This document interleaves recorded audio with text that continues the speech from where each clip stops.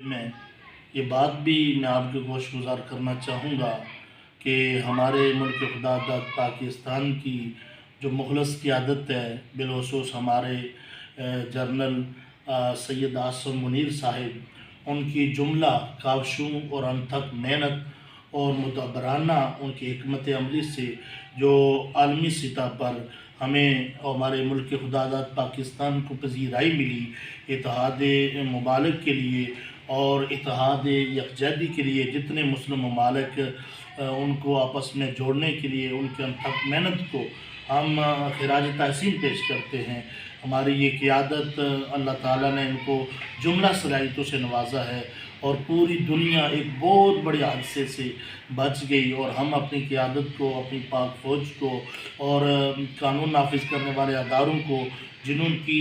جملہ کاوشوں سے اور انتھک محنتوں سے آج پورے پاکستان میں اور پوری دنیا پر پاکستان کو جو پذیرائی حاصل ہوئی، ہم اس بات پہ پاک فوج کو سلوٹ پیش کرتے ہیں اور اپنی مخلص قیادت کو بھی ہم ان کا تشکر ادا کرتے ہیں کہ جن کے مدبرانہ فیصلے سے، حکمت عملی سے اور دن رات کی جد و جہد سے، انتھک محنت سے آج مسلم ممالک کو اور بالخصوص پاکستان کو اللہ نے پذیرائی عطا فرمائی۔ اللہ تعالیٰ ملک خدا داد کو صبح قیامت تک بادشاہت فرمائے اور جملہ مسلم ممالک کو اللہ تعالیٰ آپس میں اتفاق و اتحاد عطا فرمائے اور اسلام اور پاکستان کو ہمیشہ کے لیے سربلندی عطا فرمائے اور اللہ تعالیٰ ہمارے اس دیش میں نظام مصطفیٰ کا نفاذ عطا فرمائے۔ حاضرین محترم، جیسا کہ آپ تمام احباب کو علم ہے کہ ہمارے ملک پاکستان اور بین الاقوامی طور پر جو حالات ہیں، اس میں ہمارے جو قومی ادارے ہیں اور بالخصوص جو ہے افواج پاکستان فیلڈ مارشل جناب سید عاصم منیر صاحب، اس وقت انہوں نے جو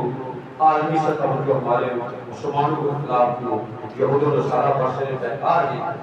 آپ وہ اس کے لیے مسلمانوں کا اتحاد کے لیے جو کوشش کر رہے ہیں، تو ہم نے دعا کرنی ہے ہماری پوری قوم جو ہے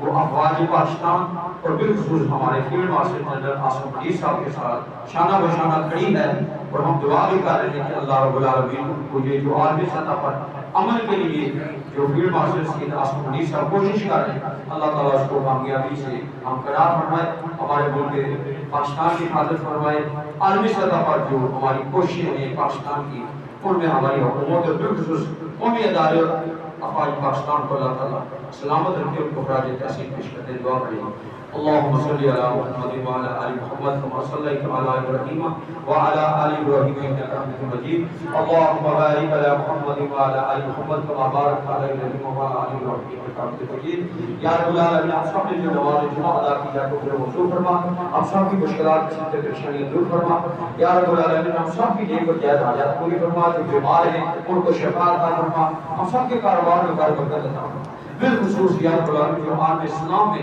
جہاں جہاں مسلمان پر ظلم ہو رہی ہے اللہ فتح نصیب فرما۔ صلی اللہ تعالی علیہ وسلم۔ الحمدللہ الحمدللہ، آج ہم کفر کے پنجے سے بہت حد تک باہر نکل چکے ہیں، اور اللہ تبارک و تعالیٰ کی ذات نے یہ سعادت کس کو نصیب فرمائی ہے؟ سید عاصم منیر، فیلڈ مارشل سید عاصم منیر کو یہ سعادت نصیب ہوئی ہے، اور قیادت میاں محمد شہباز شریف، ان احباب کو یہ سعادت نصیب ہوئی، اور پھر پاکستان کافی عرصہ سے زمین کی سطح کو عزت کے اعتبار سے چھو رہا تھا، پھر اللہ تبارک و تعالیٰ کی ذات نے ایک بار پھر بلندیاں عطا کی، اور اب آسمانوں کی بلندیوں کو چھو رہا ہے۔ اب اللہ تبارک و تعالیٰ کی ذات نے اس کے اوپر ہمیں تکبر نہیں اختیار کرنا چاہیے، غرور نہیں اختیار کرنا چاہیے، بلکہ اللہ کا شکر ادا کرنا چاہیے کہ کل جو ایک بلیک لسٹ کے اندر شامل ہونے والا پاکستان ملک تھا، پاکستان بلیک لسٹ کے اندر جا رہا تھا، آج اللہ تبارک و تعالیٰ کی ذات نے اس کو بلندیوں آسمان کی بلندیوں تک پہنچا دیا ہے اور عزتوں سے نوازا ہے، اور لمبڑداری کا صحرا اللہ تبارک و تعالیٰ کی ذات نے اس پاکستان کے سر پہ رکھا ہے۔ کوئی عام بات نہیں ہے لمبڑداری نصیب ہو جانا، پنچایت کا سربراہ بن جانا، یہ کوئی عام بات نہیں ہے، بہت بڑی بات ہے لمبڑدار بن جانا، پنچایت کا سربراہ بن جانا۔ تو اللہ تبارک و تعالیٰ کی ذات نے کفر کو بھی اس کے سائے تلے جمع کر دیا ہے کہ یہ امن کا پیغام لے کے اٹھے ہیں، امن کا پیغام، اور اس امن کے پیغام کو پوری دنیا کے اندر پھیلا دیا ہے، اور آج پوری دنیا کی جو نگاہیں ہیں، جو نظریں ہیں، وہ اس ملک پاکستان کے اوپر جمی ہوئی ہیں کہ کیا چیز ہے یہ جو کل بلیک لسٹ کے اندر شامل ہونے والا تھا، آج پھر آسمان کی بلندیوں تک پہنچ چکا ہے۔ اس کے اوپر اللہ تبارک و تعالیٰ کی ذات کا ہم لاکھ کشیدگی جاری ہے، اور اس کے حوالہ سے ملک پاکستان کا جو کردار ہے اللہ کے فضل و کرم سے وہ بڑا شاندار رہا۔ ہماری خارجہ پالیسی، ہماری افواج پاکستان نے وہ کارہائے نمایاں سر انجام دیے جو پورے عالم اسلام کے لیے قابل فخر ہیں۔ ہم اس عظیم کامیابی پر اللہ رب العالمین کا شکر ادا کرتے ہیں، اور ان تمام معاملات میں اپنی سیاسی و عسکری قیادت کے شانہ بشانہ کھڑے ہیں، اور یہ توقع رکھتے ہیں کہ علامہ نے جو کہا تھا اخوت اس کو کہتے ہیں، چبھے جو کانٹا کابل میں تو دلی کا پیر و جوان بیدار ہو جائے۔ ہم اپنی افواج سے، اپنی خارجہ پالیسی سے یہ توقع رکھتے ہیں جس طرح